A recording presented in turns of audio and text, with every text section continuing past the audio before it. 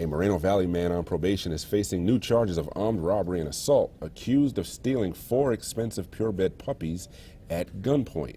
Investigators say 22-year-old Alexis Octavio Jimenez arranged to meet 2 Paris residents selling English Bulldog puppies on Thanksgiving afternoon.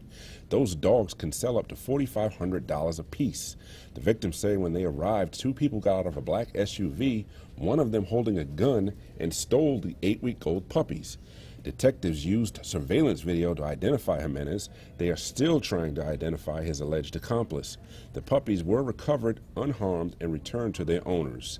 Curtis Silva for CBS LA.